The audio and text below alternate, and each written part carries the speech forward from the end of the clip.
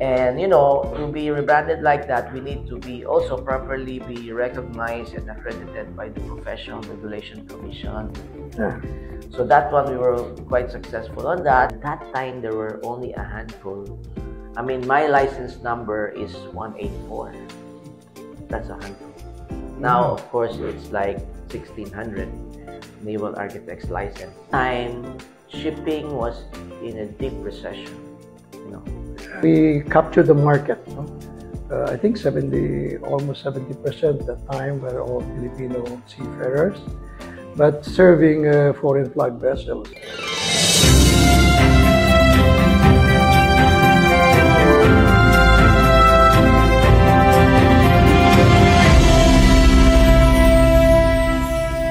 Welcome to the 75th Anniversary Special Series, honoring the past, shaping the present, inspiring the future. Join us as we celebrate 75 years of the profession, a story written in waves, welded with resilience and carried by generations. The legacy lives on, the journey continues. So let's talk about legacy stories naman. So, particular to Engineer Sam, sir, you have mentioned kanina na you're 184 and that we are still growing in terms of numbers. Ilan po kayo nung nag-uumpisa pa?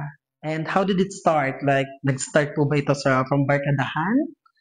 Share some stories, sir. Yeah, yun na nga eh. It's always nice to work with your friends or former classmates. So when we tried to revive this association after we were inducted by our first inducting officer, the chairman of PFPA, you know, Admiral Donato.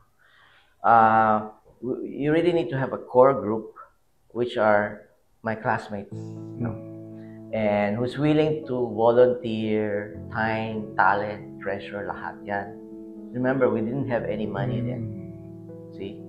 So talagang time, talent, and treasure. So, since we're friends naman, we like working together, focus kami talaga on uplifting the profession, not just us, because you know whatever we do is for the profession and the whole you know organization. In fact, so we started with that, and of course it's always a struggle. But we focus first on the bylaws, you know the ground rules for professional organizations, accrediting with the Professional Regulation Commission. Doing fundraising. Ang mga unang fundraising namin, golf tournament muna. Kasi it's so hard to require all the licensed naval architects to pay annual dues. Mahirap pa. Kasi, you know, how could we ask them to pay annual dues if there's nothing in return for them, right? So, as a professional organization, we really focus on that. And also, bringing everybody together. How? Through events. Yan. So, laging may events yan. Kaya nga, yung first event, nandun siya. And we have succeeding events na. We have annual general membership meeting, we have elections. Dati, more of Luzon lang, no? But, kasi, and during my time, yung batch namin, I had classmates from Cebu. You know? And, of course, at that time, yung school sa Cebu was starting na. CCC, Central Cebu Colleges ata yun. Naging UC. No? So, that's why I know them. Kaya kinontak ko rin sila to help me, you know, do this nationwide. Kasi yun ang concentration. Concentration ng naval architects sa mga shipyards. Saan ba na yung shipyards? Sa mga ship owners. Fishing vessels, domestic, that. So, we started with that. Then we formed Luzon and Vismin chapters, no? Then we have all these technical learnings, seminars to bring everybody together, you know, fundraise para exchange of information, of knowledge, yun. Even yung mga nangyayari sa school. And also, we have a lot of members who are in government, the Maritime Industry Authority, this thing. So, we tap on everybody. Even those nasa shipbuilding. We do have naval architects abroad. I was also abroad that time. But now it's more, no? I was happy na na-recognize mga Filipino naval architects kasi kailangan sila talaga eh. So maraming ginawa kami. And then, so you see, ang sabi nga eh, kung konti lang tayo, we should, work together. And even if konti tayo, we can make our mark in the industry, di ba? Kaya nga, we're so happy nga na yun. I'll give you one example. PRC, of course, yan. We're only the sole accredited professional organization for naval architects. We needed to, renew or reform our law. Because our original law was RA 4565, if I remember. More than 50 years ago, 60 years ago. Ang tagal-tagal na. Yung sinasabi ni Admiral Donato na nasa customs pa and everything, totoo yun. So we were able to do that through the help of the party list na tumulong sa atin, which is ANCLA party list. So that, and fortunately, back in 2015, our law was passed, RA 10698, which modernize our naval architecture. So yun, very strong na siya, recognized na si professional organization natin, and how we regulate the profession, sa curriculum, even yung mga requirements sa naval architects sa maritime education, sa shipyards, sa government, sa classification societies, nasa batas na yan. At we made sure that we benchmark it with the other professions na may modernize na yung batas nila. So with that help also, na institutionalized si SONAME to be part of the Maritime Industry Authority or Marina, and also to be part of the Philippine Coast Guard. And fortunately also, one of the, I guess it's legacy. Pag legacy kasi parang we're so old na yun. Nakalakad pa naman tayo. But part of our accomplishments, not just us, it's everybody in the industry, hindi lang naval architects, pati yung mga tumulong sa atin, kasi dati, ang naval architecture was part of the technical panel for maritime education ng CHED, TPME. We were just part of it. Back in 2018, na-separate na siya. Naging, may sarili na tayong technical panel. And then, 2022, na-formalize lahat yun. 22, correction. So, we now have our own technical panel for naval architecture and marine engineering. You know that, diba? So, I was fortunate enough to head the first one with the 3-year term. So, marami tayong ginawa now. First is to strengthen ourselves, organize ourselves, makilala natin isa-isa kasi, the industry is so small, we should know each other. But there's so much influence and networking that we can achieve if we know each other. Tulungan dito, tulungan doon.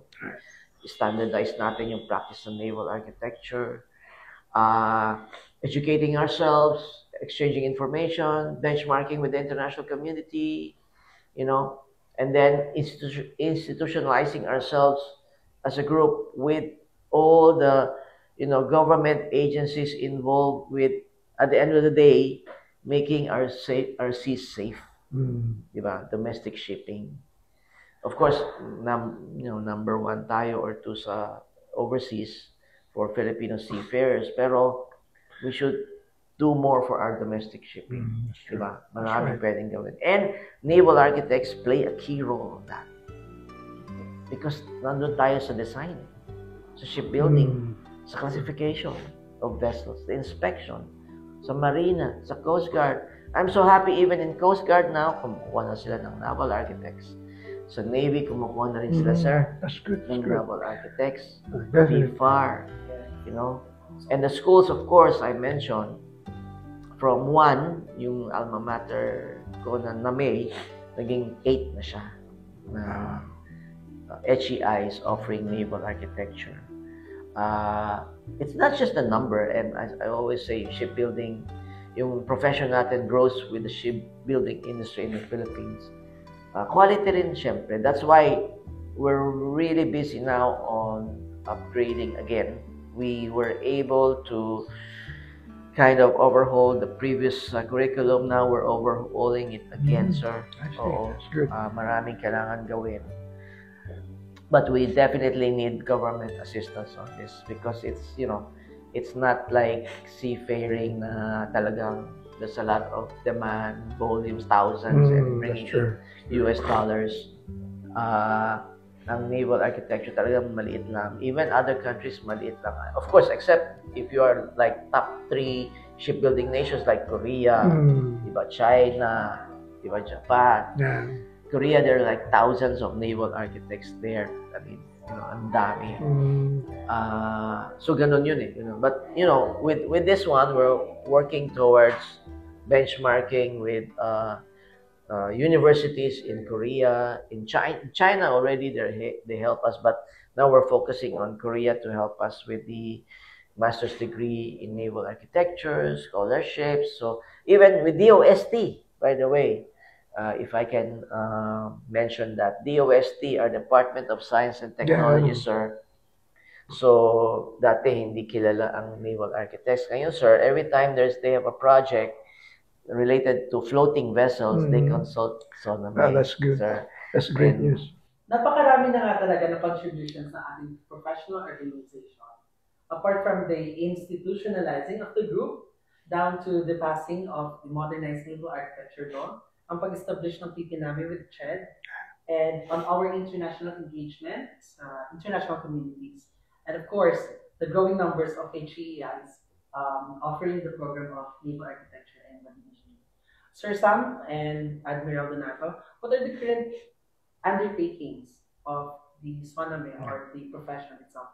Right? Well, yun nga, yung na-mention ko kanina, and I'm sure Admiral Donato is very much aware about what's happening yung sa issue ng naval defense. Yes. In fact, this one, ano pa to? 20, even before all of this was brewing about West Philippine Sea. Kasi we saw that through all those years, no, from previous President Marcos, the senior, there was a lot of projects for shipbuilding, for naval defense. And then it suddenly died down after EDSA. And then it's only during President Pinoy's time that it started again. And then now. And of course, a lot of this is about importation of naval vessels, no? Which on our side, that's good to hear. But also, sana, there's a really real plan to transfer the technology and do these boats locally. Yun. That's why in Soname, we've been consultants with the Navy for some time na. Free consultants, so maintenance of their vessel, hopefully new projects were there. They consulted us with all of this. And of course now, pinalakas na rin yung collaboration ng Soname, sir, sa Philippine Coast Guard. That's good. With the MSGC, yung Maritime Safety Governing Council nila. Part na rin ng Soname doon.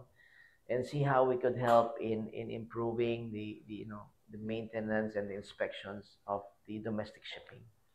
So yun yung involvement natin dun sa dalawang yun. So we are hoping na magkaroon din ng mga newly constructed defense vessels here. That's what we hope. We hope. I mean, if we have the budget anyway for, of course, a lot of this is unknown from foreign governments, right? Sana they have a plan for transfer of technology. Okay, let's do the fast talk segment. Sirs, cargo or cruise ships? Cargo. Cruise ship. Engine room or bridge? Bridge. Engine room. Sea or shore? Sea. Sure. Naval architect. Best thing about being in the maritime industry. Best thing about being in the maritime industry. It's a global, what do you call this? Global market Opportunity. opportunities. Oh, never a dull moment. Never a dull moment. That's a very good and It's interesting. stressful. If you were a vessel, what kind would you be? What kind of vessel would you be? Is it a time cargo or Any or any specific, a bulk carrier, container? I'll do the bulk because I've been master of bulk carrier for 3 years or 5 years pala. And you, sir? River cruise. Wow. Kasi walang alon. Smooth sail. Complete the line. A good design begins with, Planning. and sir, a good design starts with.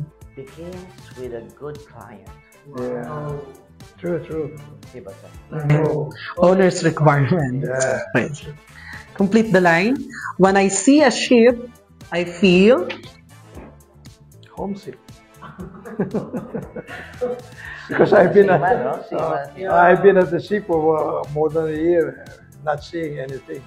A big shout out to our mighty seafarers, Filipino seafarers. Sir Lim, when I see a ship, I feel. I'm thinking how expensive to build this ship. Mahal eh. Yeah. And more costly to maintain it as well. Next question. Port or starboard? Starboard. Starboard. Bow or stern? Bow. Stern. Engineering. Interesting answers. Now we have another segment, sir. This is called Full Ahead or Anchor. So,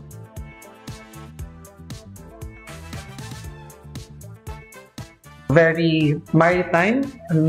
Full ahead or anchor. When you answer full ahead, it means giving to move the ship forward at maximum speed. So in this podcast, it means yes, go for it, or definitely. Okay. If you're liking or if you're agreeing, you will answer go full ahead. And on the other hand, anchor means in maritime, dropping anchor means stopping the ship and staying put. So in this podcast, that would mean this no, you're not agreeing with the statement, or I'll pass. Okay. All right. So again, you're gonna answer full ahead or anchor. First question. Okay, sagot lang po ito. No further explanation needed. Seeing your ship sail for the first time, full ahead or anchor? Full ahead. Full ahead. Late night drafting with coffee, or for you, sir, planning. Late night planning or working or drafting with coffee. Full ahead or anchor? Full ahead. Yeah, Full ahead. Mga coffee lovers pa lang ating mga guests. Overtime sa shipyard or sa ship, sir, on board? Kasama si Crash. Full ahead or anchor? Anchor yan. Anchor. Anchor yan. Mahirap yan eh, kasama si Chris. Disruption. Baka ma-collision kami niya. Yeah. So we are having the coffee lovers and at the same time professionals. 3 a.m. ship inspection. No sleep, but my free coffee. Full ahead or anchor? Anchor ako dyan. Anchor. Anchor. Alright. O, diba? Hindi lang sa barko ang ating pinapaandar yung full ahead o anchor. Dito rin sa Sonomy Talks, we are having fun and we are having this comprehensive talks. So thank you very much. I hope you enjoyed on that part. Indeed. Thank you. Okay. And to end this talk, sir, bilang isang bahagi ng kwento ng Soname, what is your proudest moment? Proudest moment? Yes, sir. Bilang bahagi po ng celebration ng 75 years ng ating professional organization as well as the profession ng naval architecture here in the Philippines. My proudest moment is seeing what Sonome has accomplished for 75 years. And I am very, very impressed. Thank you, sir. Thank you very much, sir. With Sam, especially. Likewise, sir. With you're like our Nino. Yeah, Going old. I just turned 80, so wow. Congratulations, sir, for achieving 80. thanks the Lord. Thank Still God. alive. And you, sir, Sam, your proudest moment? Proudest moment. Ayoko na mamaya. Pwede, sir. Pwede. So, No, to see the next generation be active. That's right. Yeah. To see the, ang unsung hero ko lagi yung secretariat namin, andyan si Cristel, to be there. Kasi mahirap gawin to mag-isa. That's true. Hindi kaya talaga. So, I fully agree. I appreciate them. And of course, yun nga, kayo, mga next generation. Kasi parang anak yan. We're not forever certain. Yes.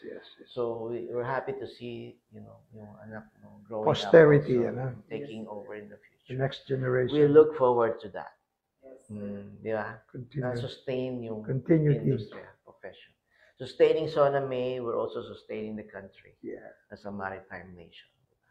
And speaking of that, sir, what will be your message sa lahat ng members and the future trailblazers po watching this podcast? Ikaw na din. Stay focused, guys.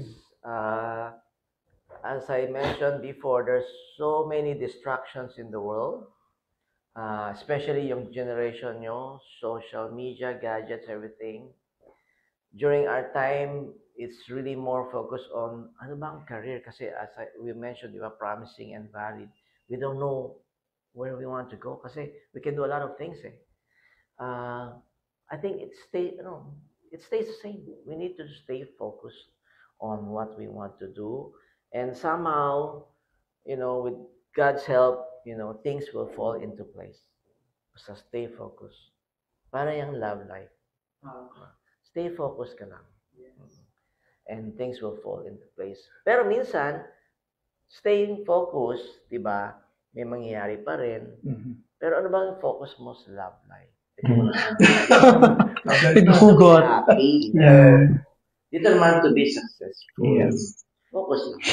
Focus lang sa goal, sir. Thank you, Sir Sam. Grabe, sobrang inspiring na mga kwento natin today in this episode. And thank you very much, sirs, for being Welcome. the very first guest po ng ating first podcast ng ating Soname Talk. And sa inyo po, no, sa mga nanonood po ngayon, so everyone watching, this is just the beginning. Sa susunod nating episodes, we will meet even more key figures, our innovators and trailblazers, the pioneers of Philippine naval architecture. So, abangan nyo po yan. Soname Talk. Wow!